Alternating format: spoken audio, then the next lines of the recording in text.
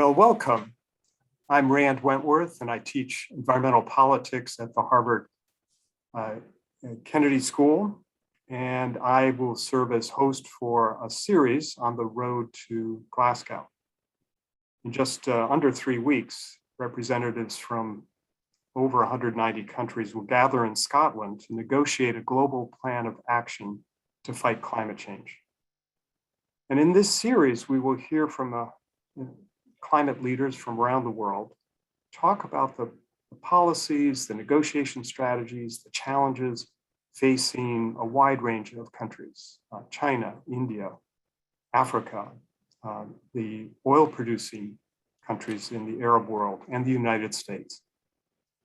In past sessions, we've examined the climate policies of India and China, and indeed, there can be no climate solution without those two countries taking this really seriously.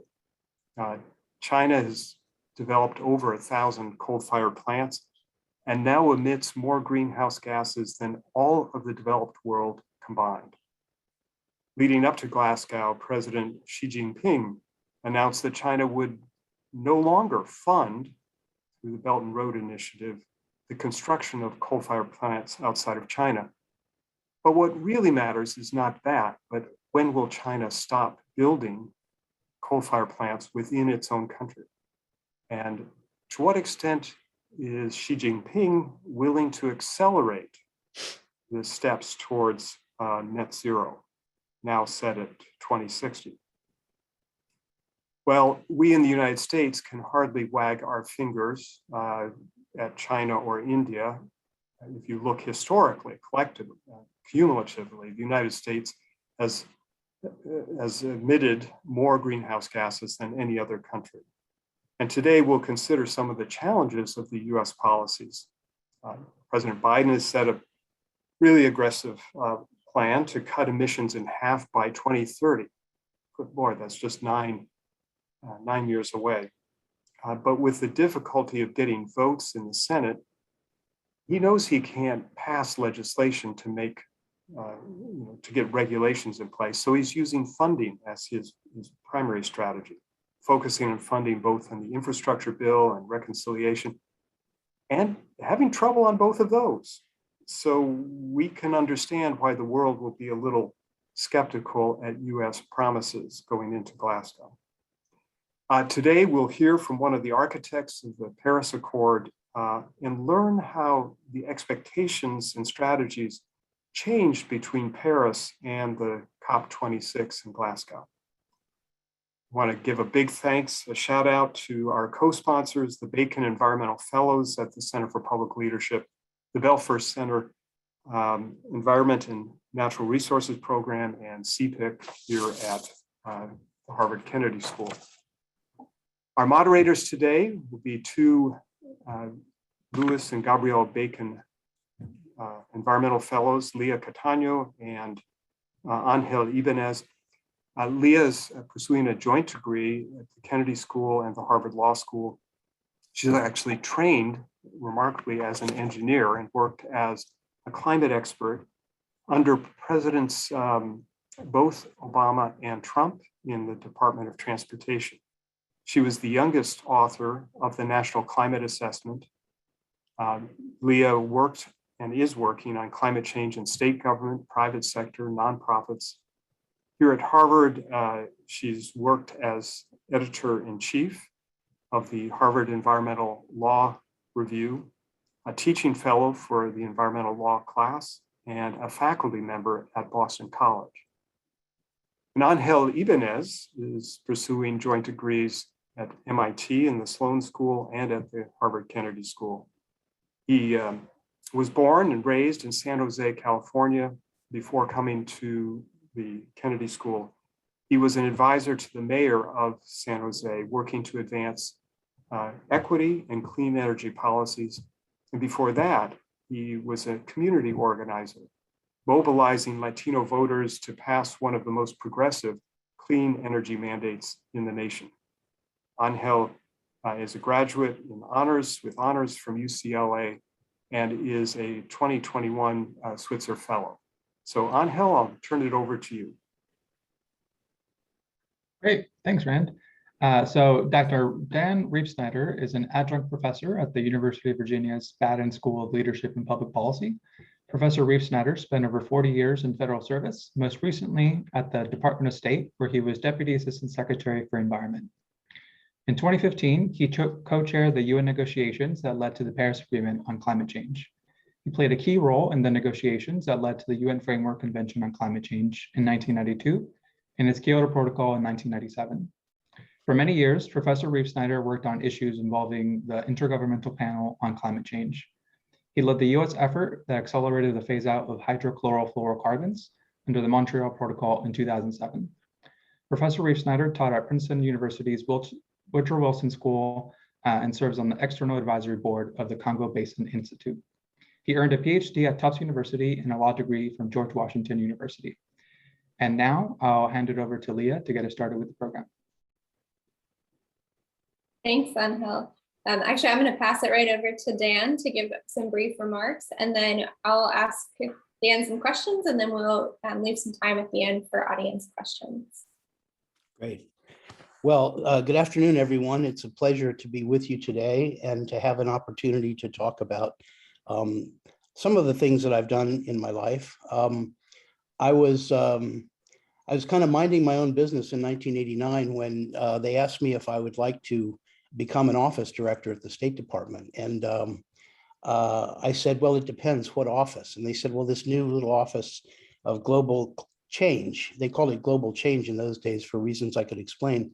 And I thought, oh dear, that's a single issue office. I'd been working on S&T issues, science and technology, in an office that dealt with all of the bilateral science and technology agreements we had, and of which we have about, at that time, we had about 25 umbrella or government to government agreements, and we had over 600 agency to agency agreements, and it was just terribly exciting, and there was something new every minute. And I said, oh dear, they're asking me to leave all that for this single issue office. And, what are we going to do if the Earth's cooling off? I mean, what happens then? So I was a bit skeptical at the time, but I didn't realize that climate change is an issue that embraces every form of human activity. So it's really a kind of a license to steal. And I had a wonderful time, or I had a very exciting career with that issue from about 1989 up until really about 2017, when I finally retired from the State Department. And I haven't left yet because I'm still teaching the issue down at the University of Virginia. So I was also kind of minding my own business. I had gone to Copenhagen in 2009 to work with Todd Stern, who was our special envoy at the time, and was coming back to my room one night when I had a message, an urgent message from one of my colleagues who said, would you be willing to serve as the vice chair of the ad hoc group, the negotiating group next year?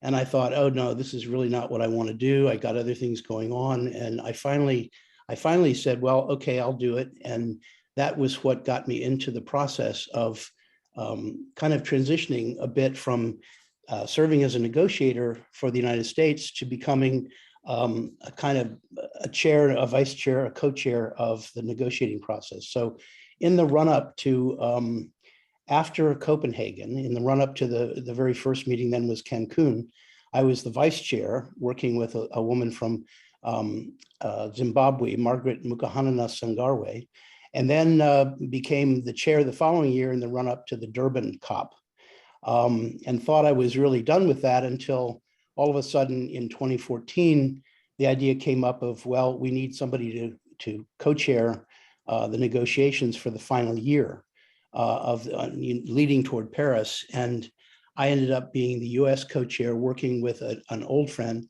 Ahmed Joglaf from Algeria. The two of us had really kind of grown up together in the UN and other places. And we were able then to work together, co-chairing the effort in the final year that led to Paris. So it was quite a ride, really. And it's a very different thing to be seated in a chair capacity as opposed to being a delegate. There are a whole different set of skills that you kind of need for that, that kind of thing. And I don't know that there's no school you can go to, really. Maybe I should write a book, but there's no school you can go to that really teaches you a lot of that stuff. So It was quite interesting, but I had been able to observe many different people along the way, including the father of the UN Framework Convention and the father of the Kyoto Protocol, who were really both quite gifted. The run up to Paris. Well, Paris, we were, as I mentioned, Ahmed and I were the third set of co-chairs. And that will give you some idea of what a kind of crazy process it was, because normally in a negotiation like this, you would have a single chair that chairs from the beginning to the end.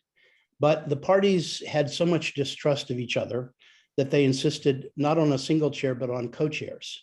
And they wanted not just one set of co-chairs, they actually provided for 3 sets of co-chairs leading up to the final meeting in Paris.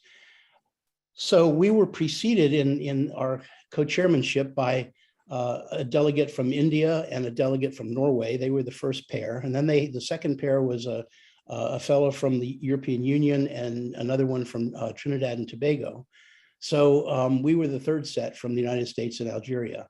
And of course, I remember when I first when I first chaired anything under the Framework Convention on Climate Change, I had someone say to me, well, the only problem I have with you is your passport, because I was from the US, and that was an issue. And so I saw her again when I became the co-chair of the Paris Agreement. And I said, so you still have the same problem? And she sort of smiled and said, no, you've been dipped in the sauce and you're okay now. So I thought that was high praise. But in any event, it was quite a time, because the co-chairs had not really been allowed or had not decided to prepare a text along the way. They had a series of elements that they produced in Lima, which was the last meeting before Paris, the last COP before Paris. But those had not really been agreed by anyone. It was really a collection of issues and items that they had heard and that they tried to reflect, fairly in a document of about 32 pages. We got to the first negotiating session in Geneva, and Ahmed and I both concluded that the only thing to do was to let the parties, kind of have at it. And so we set up a process whereby we said, okay, we're going to take this set of elements that came from the previous set of co-chairs, and we're going to go through them. I think there were about 6 different areas, including mitigation, adaptation, technology transfer, finance, et cetera. And we'll go through them, and you can introduce any provision you want to this text, and we will include it on 2 conditions. First, you have to say it out loud in the room so that everybody knows where it came from. And second, we need you to write it down and tell us where in the text you want it to go, because we don't want to be accused of getting this wrong or putting it someplace that doesn't belong. So that was a process that we went through for 3 solid days in Geneva. And lo and behold, we produced a text. Now, it happened to be 96 pages with, in one case, I think we had something like 20 or 30 different propositions for the same thing. But it was a text, and everyone became very attached to this Geneva text. And it was the only text, as Ahmed used to say frequently, it was the only official text until we substituted it with the Paris Agreement finally at the end of the year. So that was the beginning of the process. And we went through a series of negotiations throughout the year, all the way up to Paris. And we also were aided in that by the existing president, or the incoming president from France, Laurent Fabius, the French foreign minister. And we were also assisted by the previous president, who was from Peru. And they organized a number of different sessions throughout the year to try to deal with certain kinds of issues in a more informal kind of way, where you could bring some of the more senior negotiators together, senior officials, and begin to talk about some of the things that were coming up. So that was a bit of the process that led to Paris. We were assisted, I think, in Lima by 2 things in particular. One is that there was an announcement by the United States and China of their individual and their respective commitments in, I think, November before the COP took place.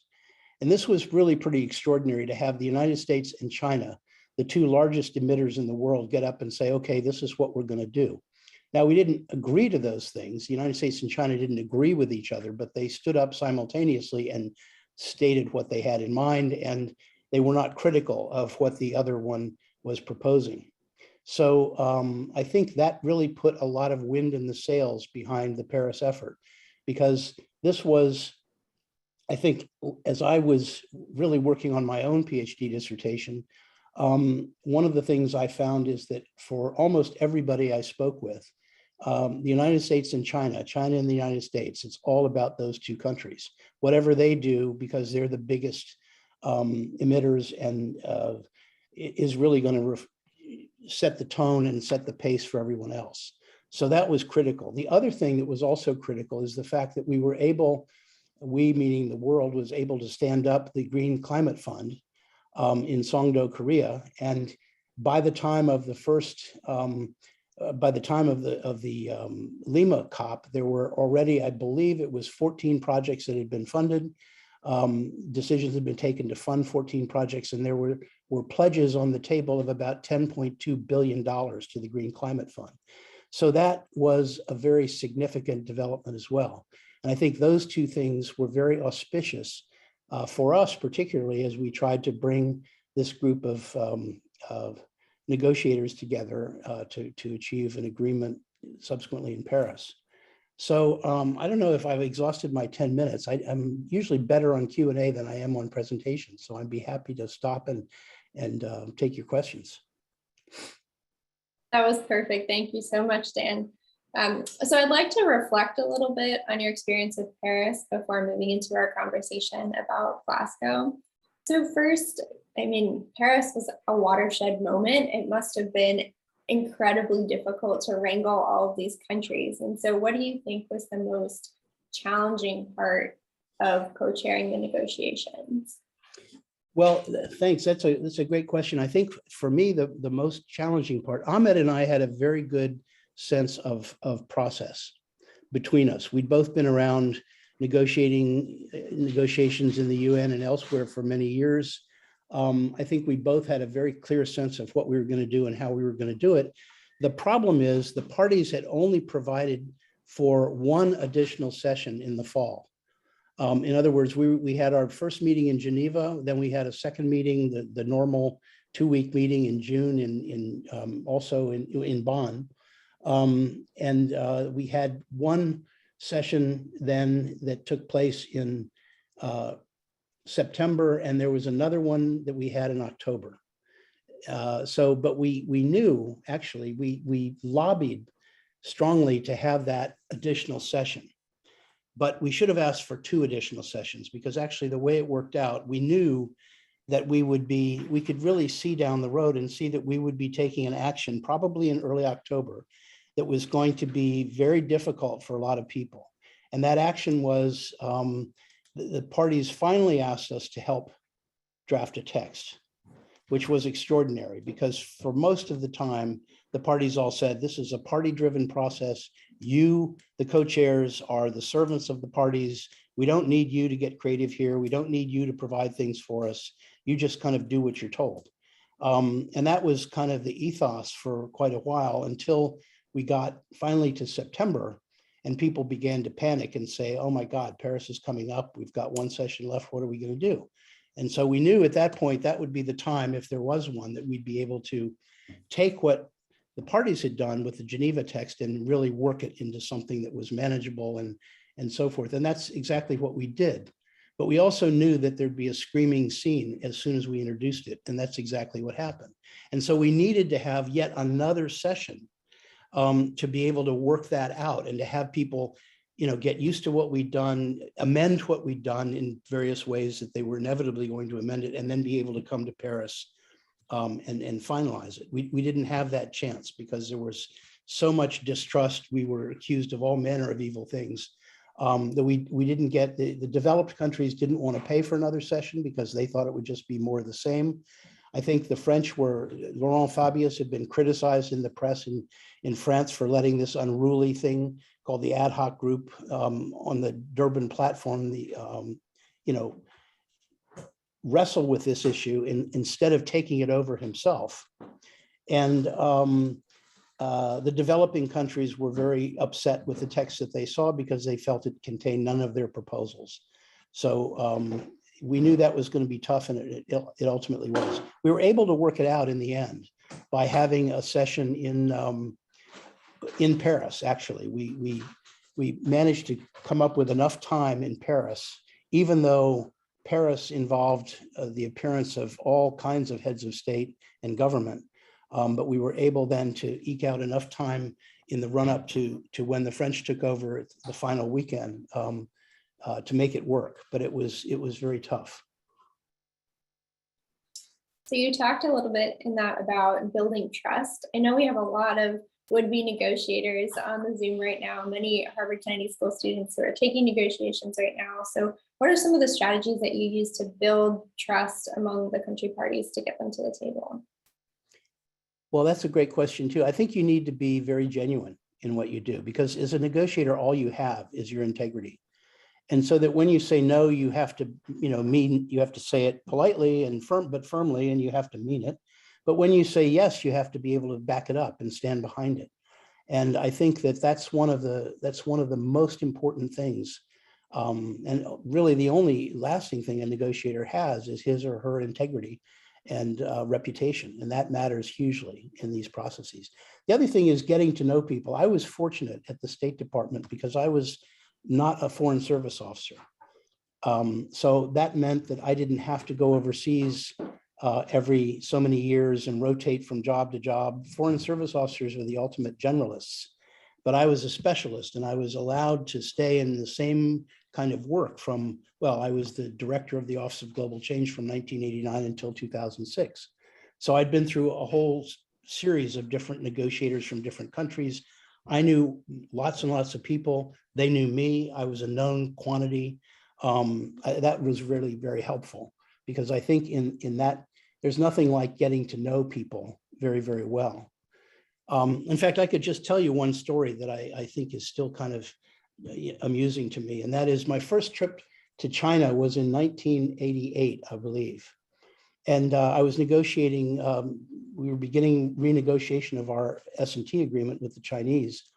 And it was really quite a big deal. I got to head the delegation, first time I'd headed a delegation, first time I'd been around the world, and first time I'd been to China.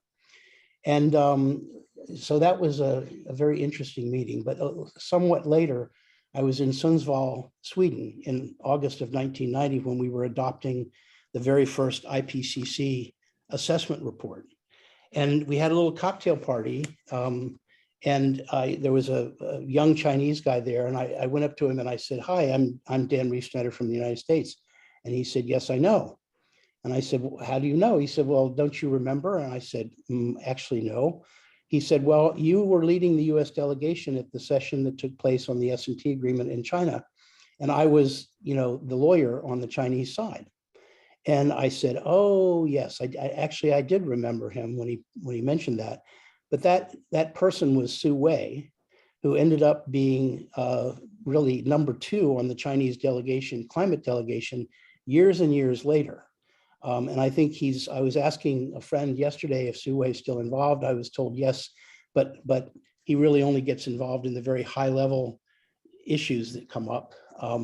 But it's that kind of rapport, or that kind of history with people is really quite useful. Great. So moving into just a discussion about Glasgow, we've been talking about how the talks leading up to the negotiation are really important, in addition to the talks themselves being important. And so COVID has obviously provided a whole host of barriers to being able to have those talks, in particular, to have those talks in person. So how do you think this group is dealing with the logistical challenges? And do you think that they are too high a barrier to getting folks to the table? How would you manage those issues if you were co-chairing the negotiations today? Well, I think the Brits have done a very good job of trying to reach out to, particularly to people in developing countries, and to provide vaccination pathways for them. because I think people recognized early on that, when the vaccine first appeared, that COP26 was going to depend heavily, as all COPs do, on having representation from as many countries as possible. And having a deep enough bench for most of those countries. So I think they have been trying, very hard to make that work. I think it's going to be tough. I think they face a lot of challenges. There's a lot of skepticism about this kind of thing. There's always skepticism in the climate negotiations, I promise. There's no dearth of skepticism on the part of almost everybody. But one of the things I think going forward that's going to be a problem for all of us is that so much, the climate process for the last, since the Framework Convention really came into force in 1995 with the first COP in Berlin, it's been the annual COP that has been such a forcing event, such a galvanizing event for people around the world. And COVID-19 has thrown a spanner into that whole operation, because COVID-19 has really delayed a COP. It's weakened the ability of parties to participate. Having to do things virtually as they have in the run-up to some of this has been very, very difficult. And I just think that, I was thinking the other day that we need, as the globe, to find other ways to push climate action and to bring, to create galvanizing events apart from these annual COPs, particularly if we're going to be living in the post-COVID world where, another variant of some kind will throw things off yet again. I think that's very difficult. I think it's something we all need to give some thought to. How do we propel climate action in this new environment? Right, and that leads to this sort of idea of parity and countries not feeling like they're all equally participating. I think part of the benefit of having the COPs is that it's a defined time where all of these country parties know that they're coming together to have these negotiations, whereas if it was more ad hoc, or if there were other opportunities for these media forcing events, it might be driven by one country or a bloc. So how would you think about creating those environments in a way that would bring all the countries together, or do we even need to bring all the countries together to have that kind of action? Well, it's interesting because really, I mean, as you know, there are probably 20 countries in the world that are responsible for 80% of the emissions. And so you could really solve much of the problem with an agreement among those 20 countries. But yet, climate change affects everyone, everywhere. And so who says that those 20 countries get to make the decisions and call the shots without consulting, without recourse to others? And so I think that the Framework Convention on Climate Change really provides a forum, a venue, if you will, on a periodic basis where even little countries can come and voice their concerns and be heard and be a part of this process of dealing with this. That doesn't mean, having the COPs don't really themselves produce that much action. The action is produced ahead of time in other fora where people come together and agree. The Major Economies Forum, for example, was one that the United States created, and I think provided a great forum. People didn't try to reach agreement in the MEF, but they tried to discuss issues in a way that helped understand each other's positions and in ways that might point to solutions that could be adopted later on and elsewhere. So I think those kinds of discussions, particularly the kinds of discussions that the presidency of the COP normally tries to organize throughout the year, particularly in the run-up to, say, Paris, as the French and the Peruvians did, I think are very, very valuable. So if these COPs are not actual action forcing event, or they're kind of just formulaic, maybe is some way of putting it, if they're not generating lots and lots of climate investment or the kinds of technology forcing events that we need. So what did success in Paris look like, and why was that so successful? And then what would we be looking for success in Glasgow? Oh, well, I wouldn't say they're not action forcing events. The COPs are certainly action forcing events, particularly because the press is all over a COP and people are being interviewed, discussions are taking place, countries are having to figure out what they're going to bring to a COP, announcements that they're going to make. And importantly, I think there's been recognition of the really critical role that the private sector plays in all of this, private sector and civil society. And that's what happened in Paris. You had a raft of things going on that were not the negotiations of the agreement themselves. And that's continued. Actually, at one point, Raul Estrada, the father of the Kyoto Protocol, he turned and said at one point, you know, what's going on outside of this room where we, the governments, are negotiating with each other is in fact a lot more interesting than what's going on here. And what we have to do is figure out a way to bring the outside inside. And I thought that was a very fascinating, very good observation, really. And there's been a real effort to try to do more of that, because we all know that it's not going to be governments who solve the problem. It's going to be the private sector and civil society, perhaps spurred by governments, but it's going to involve a lot of action at a lot of levels. So looking forward to this COP, what are some of the things we should be looking for in terms of reflecting back and saying, yes, that was really successful, we're moving the ball forward on climate, we're actually making progress? Well, I think people are looking at the trajectory going forward at 2030 and at 2050. And they're thinking about the NDCs, nationally determined contributions that the different countries are making, and they're looking for additional action from some of the usual suspects, but also additional action from some other players as well. The caution I would have is that I think there is a tendency to put too much emphasis on an individual meeting. And COP26, as important as it is, and as exciting as it may be in the run up to it, there will be a COP27 and a COP28. And I think we have to bear in mind that climate change is not something that you solve at a single meeting, even as successful as, say, Paris was. It's going to take a lot more effort over a much longer period of time. But I think people are going to be looking at the commitments, both financial commitments from industrialized countries in particular. And I think in that sense, President Biden's recent announcement that he's actually proposing to quadruple US funding is a very major item. I don't know whether he will himself go to the COP. Usually leaders want to delay announcing anything until they're on the plane or practically there. So I said to someone yesterday, I said, well, it looks like, that Chairman Xi is not coming. And they said, oh, well, no, I don't think that's decided yet. So, I mean, never, I don't want to predict anything. But I think it's very important that the finance issue is going to be quite important, particularly to developing countries. But I think the question of whether we're on target or within the ballpark of achieving the goals of Paris, in particular, keeping the global temperature, the average global temperature below 2 degrees and making efforts to keep it below 1.5 degrees are going to be a real focus of this. There will be other issues in the discussions, particularly Article 6 and some of the questions about emissions trading and the whatever is being called now the son or daughter of the clean development mechanism and so forth.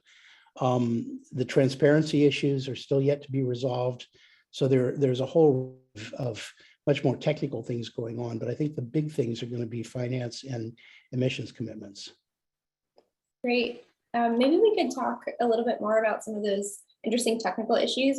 In the registration for this event, people submitted some questions, and a lot of people were really interested in Article 6 and this question about carbon markets and developing a global mechanism. So I'm wondering if you could talk a little bit about what some of the major challenges are for creating that mechanism, and if you think we'll get through some of those at this COP. Well, I think I was talking to a friend yesterday who said, yes, he thought that those issues would get resolved at this COP. That surprised me a bit because I think it's easier to say they won't get resolved and be skeptical. Skepticism is easy. But I think it's going to be difficult because one of the things that's one of the hardest things is what do you count and when do you count it? And who gets to count what? And as I understand it, there are a number of countries that would like very much to be able to sell credits to others and be able to count those as domestically as well. So they would be providing a credit that someone else could count, but they want to count it themselves at home. And that seems to me to be really That just can't work. I mean, unless you've got two atmospheres instead of just one. I really think we've got to get around that because a credit can only apply to one or the other, not both. That's one, I think, big issue. And then the question is, will people be able to use, for example, CDM credits that were generated before 2020? I think that's another thing that they're trying to do. So it's a lot of jockeying around about trying to see what can I count and how can I count it, and how can I have it both ways. I think that's part of the problem, that a lot of people are looking to have it both ways. And ultimately they won't be able to, but it's going to take a lot of wrangling to get there. Definitely. And well, let me mention another thing, and that is that I think emissions trading and the clean development mechanism and joint implementation and all of those things worked or could work under Kyoto because you had a basis for that to happen. In other words, you had legally binding targets under Kyoto. You don't have that anymore. You have a much more bottom-up system. And so there's not a basis unless people decide to provide a basis. For example, the Europeans in their emissions trading system could agree to count CDM credits from elsewhere, or others could follow that approach as well. But you don't have the sort of basis that you had for those mechanisms under Kyoto. And that's something that is going to be difficult to get around. would there be a way to create a basis from the NDCs, or would you have to do it through a separate mechanism? I'm sorry, would there be a... Would you be able to create this kind of basis from the existing NDCs, or would it have to be through some sort of separate process?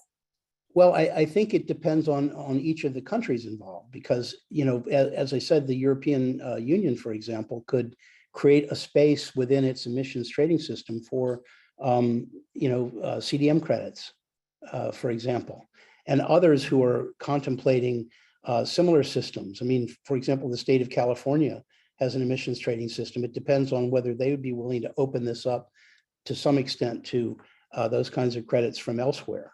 I think that really is going to depend on a whole lot of individual decisions that people who have these systems will have to make. But it's going to be hard because there's going to be demand for the revenue from those projects and so forth to be used at home.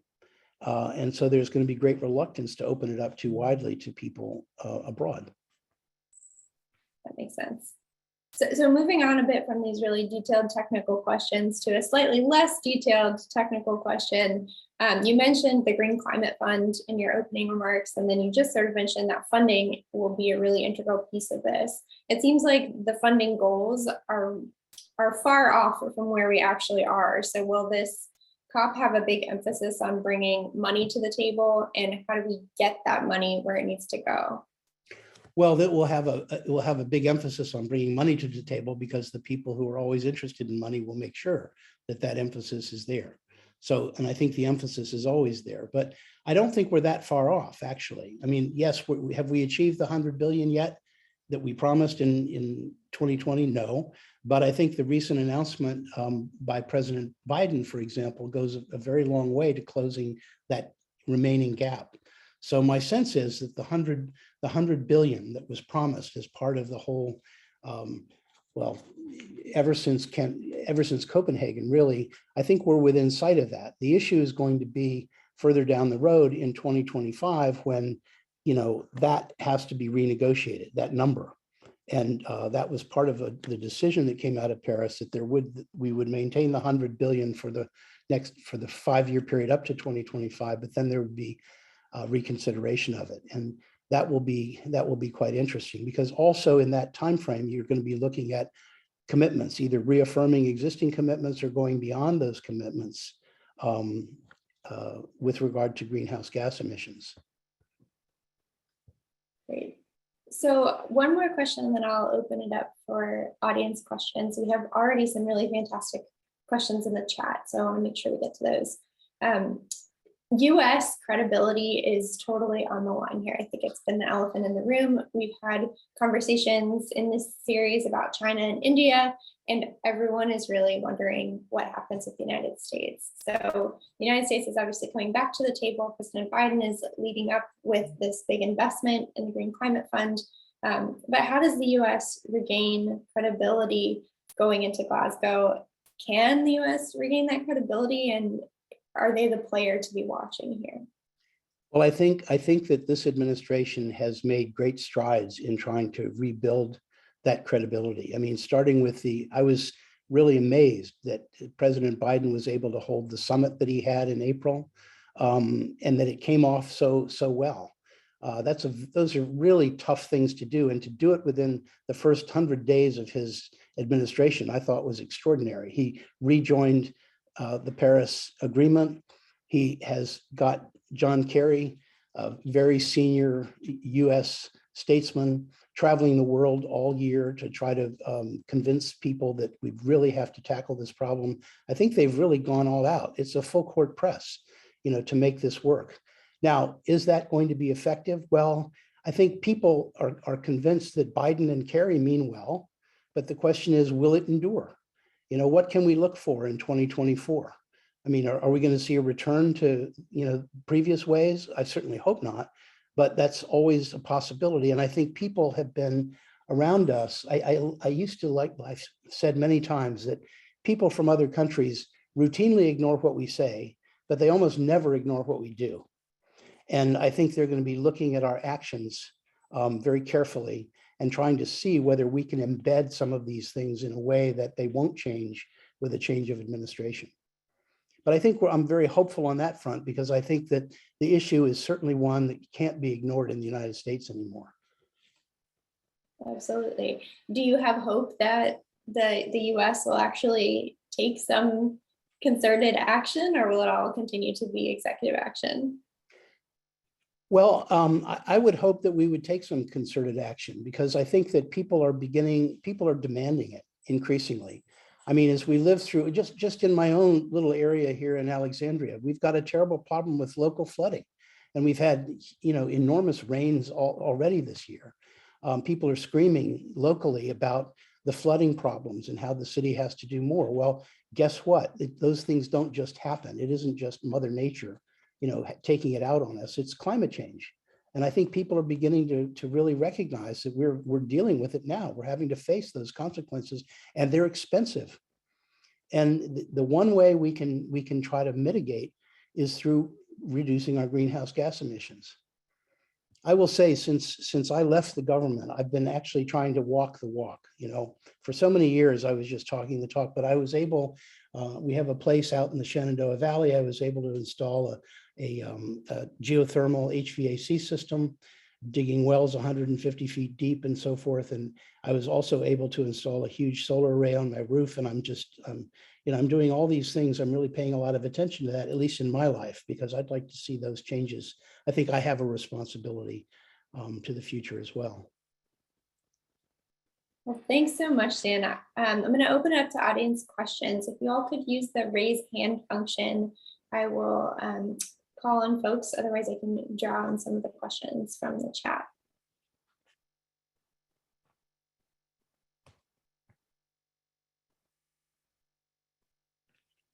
Jonathan Mock, go ahead. Hello, I'm Jonathan Mock. I'm a postdoc in the Belfer Center. You talked a little bit about US credibility, and I wonder if you could talk about, if you were kind of still in the State Department, how would you treat the uncertainty over the bipartisan infrastructure and big climate bills that are in process? How would that change the negotiating strategies in Glasgow, whether or not that passes before or after? So how critical is the domestic action to what actually happens in the negotiations? Thank you. Yeah, it's a great question. I mean, obviously, if I were in the State Department, I would really want to have that in my pocket, before going to Glasgow, because my credibility in Glasgow would be much stronger if it were a done deed as opposed to, a wish. But it is what it is. And I think the fortunate thing is people in the rest of the world tend to understand our system pretty well. I mean, for better or worse. And I think they know that there's no quick fix, and that trying to get agreement between Congress and the executive branch is a very complex, time-consuming, difficult, fraught kind of thing. So the fact that the administration is pushing hard and working hard, and that they've got a lot of support for this, is very positive. Would it be better if they had it in the bag? Absolutely. But they're doing what they can. And I think people will understand that.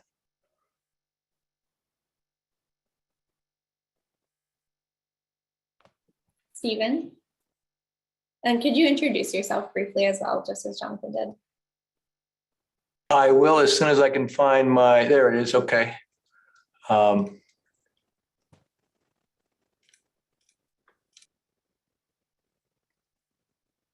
Stephen, you're on mute. All right, there we go. Hi, I'm Steve Fisher. I've just been interested in this topic for a long, long time. Have a couple of questions there, and someone on the chat room put a question that's very similar to this. China obviously is continuing to, I've had people tell me China is doing more about global warming than the US, but China continues to build new coal plants because they continue to grow and they continue to want to develop. India is the same way. If India and China were to develop to the same energy usage per capita the US does, just round numbers, that would more than double the world's energy output. And the degree they want to develop, which uses energy, how do you square that with, reducing CO2? And then related to that, by being part of the Paris Accords, does that imply that the US tacitly endorses China's position that they're not going to start reducing their CO2 into 2030? Well, yeah.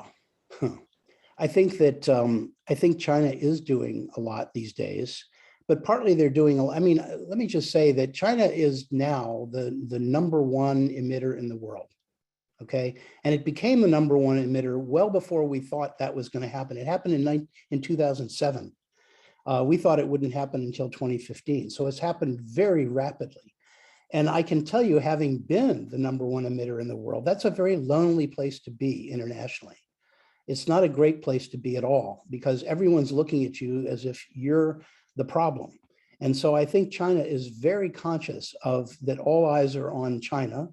But I think they're also even more conscious that domestically, trying to deal with coal is critical to their own people. And they have to take these actions because their own people are going to demand it politically. And we saw, I think they were very aware of what happened to the Soviet Union and what happened, how environmental issues played a huge role in Eastern Europe and in the Soviet Union and in ultimately changing those systems. So I think that they are very much tuned into that. And my sense is that they are doing a lot, but they're also, it's very much in their self-interest to do it. So that's first thing. The second thing I think you were asking, well, does it imply that the US is going to sit back and take it? Well, I think actually, no. John Kerry is not a guy who sits around waiting, accepting things from other people. I mean, his whole ethos in being there this year is to try to push other people. Now, how do you push them? Well, you push them in different ways, and you nudge them directly and you nudge them indirectly, and you work at the margins and you work directly up the center. There are many different ways to go about it. But I think the United States, as other countries, have to be pushing China because on China and on India hangs so much of the future.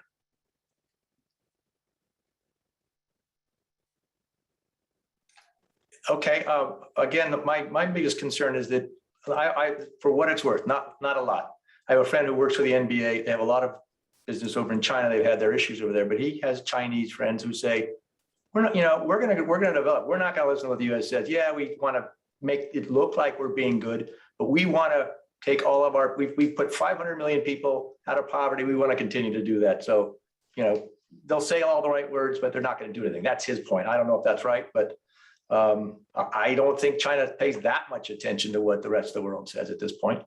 And I guess my fear is that some of these other countries will say, the US, everybody wants to reduce CO2. So they're going to start putting a gun to our head and say, well, if you want us to reduce our CO2, then, maybe you should give us a whole bunch of money to do it. And the question for us would then become, well, how much money do we feel like we need to give these other people to reduce their CO2? Because as you said, it's everybody's problem, not just ours. No, that's right. And I think, providing money to people overseas, overseas development assistance has never been a really popular item in the United States. We've done a lot here. We continue to do a lot, but I mean, everybody in Congress says, As one of the appropriators told me at one point when I went up with my Treasury colleagues to try to see if we could get some more money for the Global Environment Facility, I made the argument at the time. I said, don't you understand that this is not a freebie, not a handout, not foreign aid? Because what we do here in the United States can easily be undone by inconsistent actions of others overseas. So this is actually in our interest to provide this money and to try to help folks. And the answer I got from this guy was, he looked at me, he said, son, only two places you can spend money, here and any place else.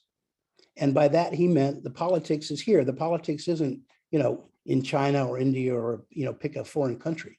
And that's true. What are we going to do about that? How are you going to persuade people that that this is really critically important to them, even though we're not spending it in Illinois? Thank you very much.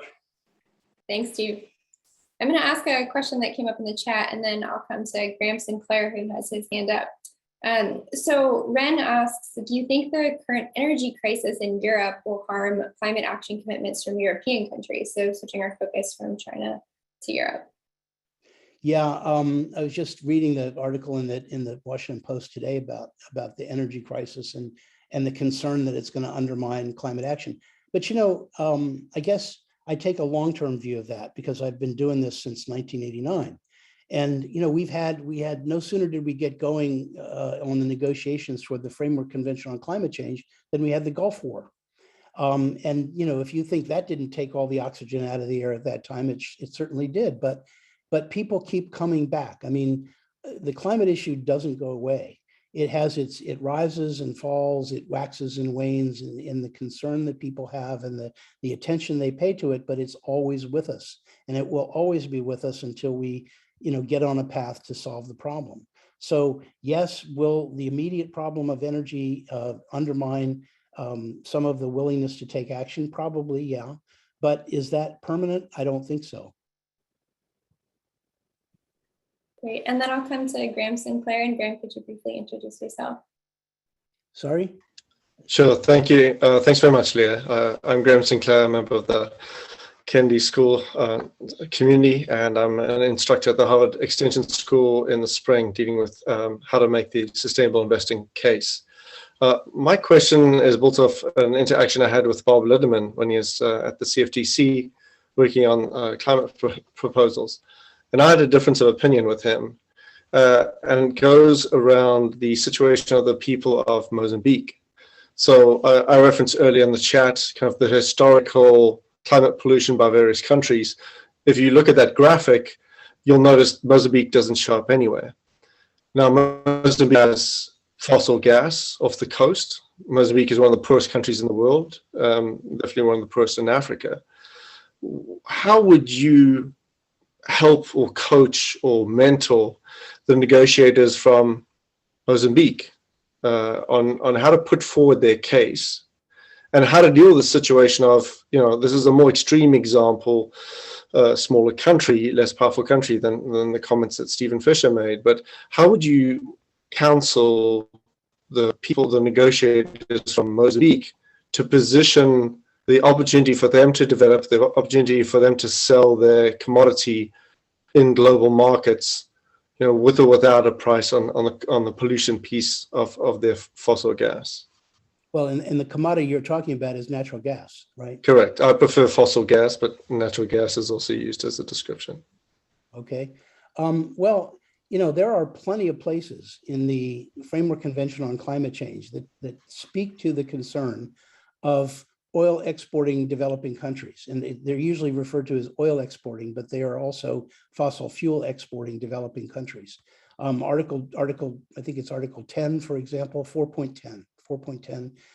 There are a number of places, and the whole issue of that entire issue has been with us since the beginning, particularly because countries in the Middle East, Saudi Arabia and others, have made sure that it's with us and doesn't go away. So I think that they're not alone. Certainly they're not on their own in this. And there is a lot of concern among those countries about what happens to our revenue if you guys take actions that reduce your emissions and we all of a sudden our main export commodity, becomes something that is no longer valued as much. Well, some of the things, for example, that Saudi Arabia has done is to try to diversify. This was one of the issues they got onto early on, and they've tried to diversify their economy so that they are not as dependent on exports of this, this commodity. Other countries, I think, are looking at similar kinds of actions, recognizing that, well, in Mozambique's case, that gas will probably be very valuable to people who are still burning coal because they can reduce their emissions significantly just by switching to gas, as we have in the United States through, hydraulic fracturing and so forth. So, I mean, I think they have lots of friends. They have lots of ability to try to make the case that they need this income and that natural gas is a whole lot less polluting than, say, coal. Dan, I'm going to ask one more question from the chat and then one to wrap up, and I'll turn it over to Rand to do a quick debrief. So we have a question in the chat coming back to China about the role of the Belt and Road Initiative. So the question is thinking about how the Belt and Road Initiative might either provide challenges or opportunities for US and China climate cooperation. Well, it's very interesting because I think China started the Belt and Road Initiative, and it wasn't terribly environmental in its outlook and in terms of what it was pushing with respect to other countries, particularly, say, thermal power plants. But, China has had no competition with the Belt and Road.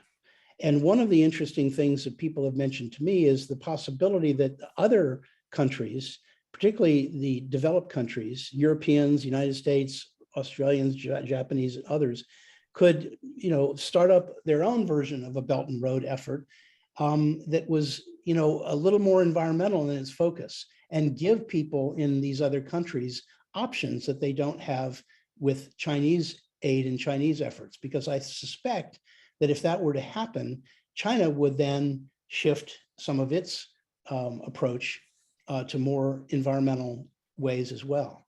But I remember being in Tajikistan at one point, and they produce a lot of power in the summertime when the rivers are flowing and with all the hydropower they have.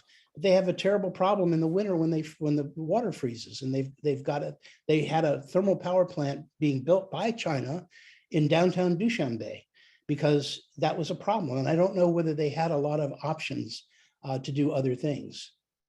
But I think giving people options to do right is a very positive way to influence behavior. Thank you.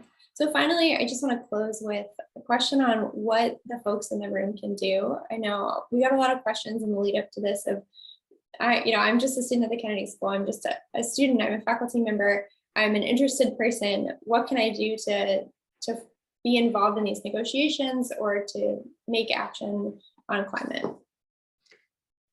Well, I think there are many different things, but I think starting with the notion that we need to promote a different kind of consciousness here in this country.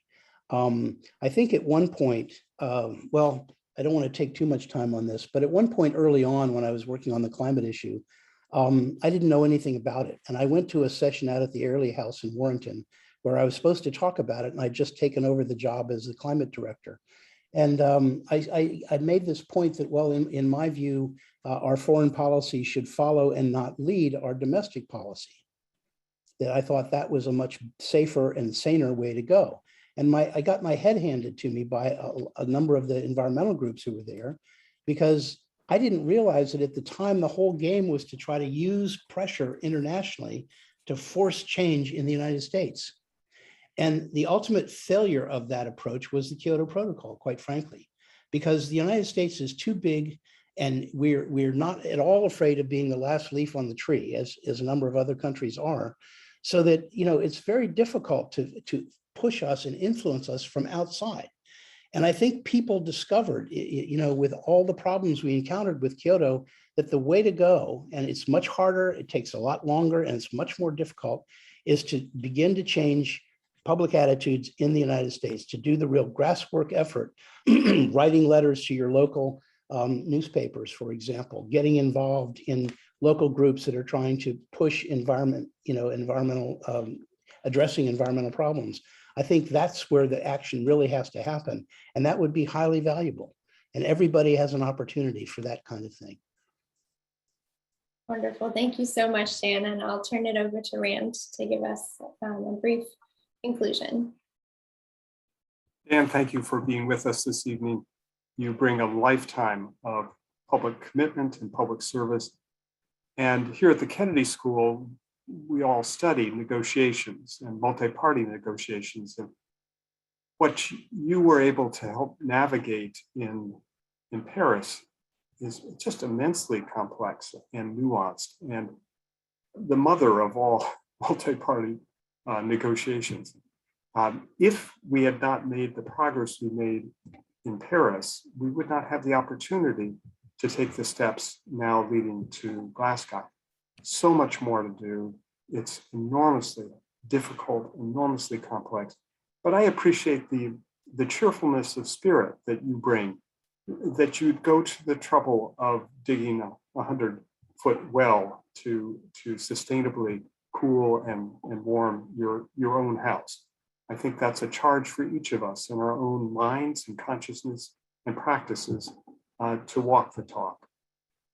Our next speaker in this series of the Road to Glasgow will be Tina Latif. She is one of the lead negotiators for United Arab Emirates. So we're taking a completely different look, intriguing look, at how does an oil-producing country come to Glasgow, and what's their agenda, what are their interests, and how are they going to advance the solution of this problem.